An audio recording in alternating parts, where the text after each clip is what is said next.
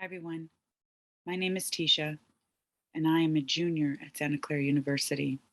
I'm in the Lead Scholars Program and the Honors Program. And today, I want to talk to everybody about a subject that weighs heavy on our campus's hearts today. If you haven't heard, our campus has lost 3 students in the last month and a half, 2 to suicide. When I heard of the first suicide, I remember thinking about how full of hope we were on the first day of school, walking onto campus during the quarter, and how sad it was to think that those younger than me, not everybody would have made it off the campus this quarter. Then we had the accidental death of another student. And yesterday we got news of another student who took their life. This is an issue that is personal to me. I know suicide.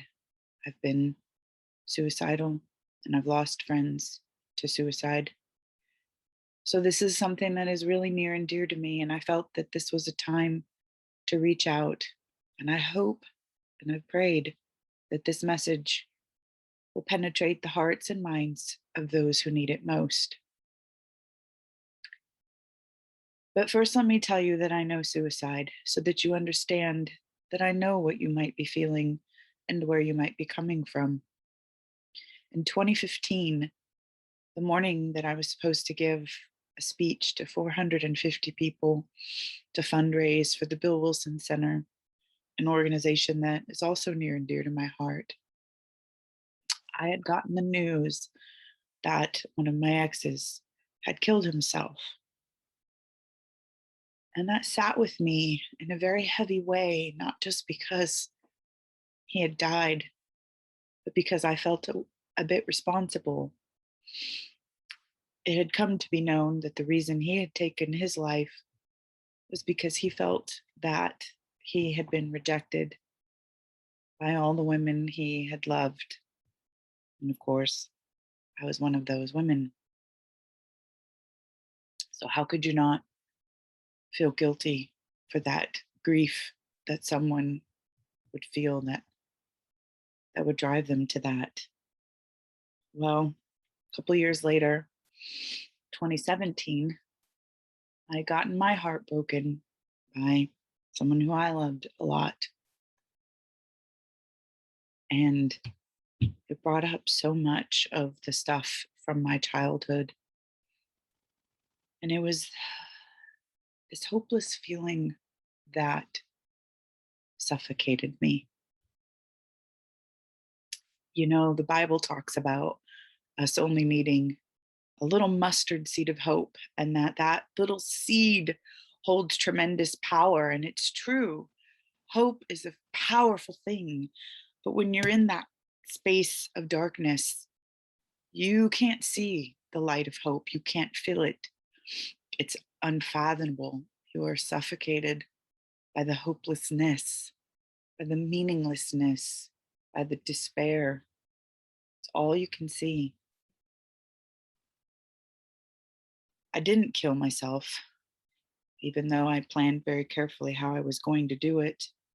And the reason I didn't do it isn't because I ended up finding hope, actually. It's because I couldn't do it without saying goodbye to my Grams. And I couldn't make that call because I knew she would know something was wrong. So I went to bed. And the next day, I went to a landmark forum, and then I went to a 3-day silent retreat, and then I did a Vipassana 10-day silent retreat, and I buried myself in soul searching, trying to find meaning that I couldn't grasp, trying to find a reason, an excuse to carry on that wasn't there. And slowly but surely, day by day, putting one foot in front of the other, I got farther and farther away from that feeling. And if you had told me then what would happen in the years that followed that decision, I wouldn't have believed you. It felt impossible. And in that moment, in that despair, I was so distraught. I was so forlorn. I was so sad that I walked away from my career.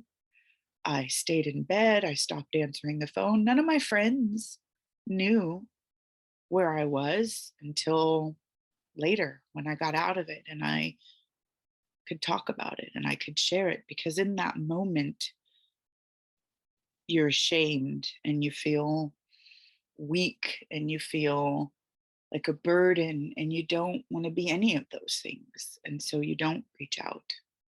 I know that. I know those feelings.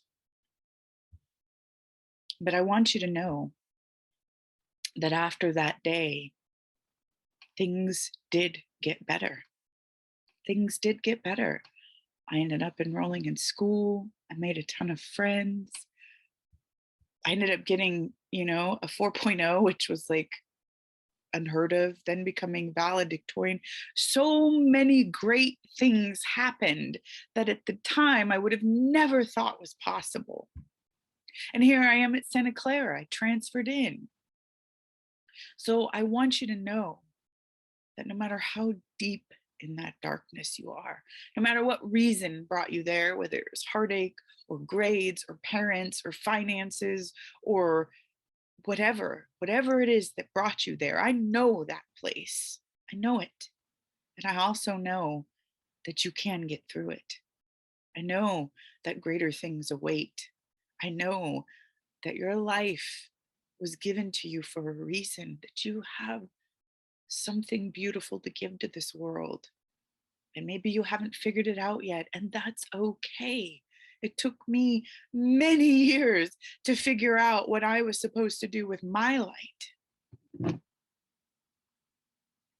I want you to know that there are people around you who care. I may not know you, but I care. I don't want to see us lose another student. I can't imagine another student doing that. And I don't want that to happen. And I want you to know that I'm here for you, that there are many resources available to you, but I know that some of those resources might be scary or embarrassing, but I want you to know that I'm here for you. You can find me on campus. You can reach out to me on Instagram or Facebook or whatever. And I don't know that I can fix your problem, but I will sit with you. I will sit with you in that darkness. And I will help you, even if it's crawling your way back to the light, I will help you find that light, because there are good things to come. There are careers and loves and joys and laughter and wins to come. And you may not see them now, but I promise you they're there. So if you are feeling that way, please reach out. Please reach out. The you in the future deserves that chance. You deserve that chance. Please. We are here for you. We love you. And we see you. I see you.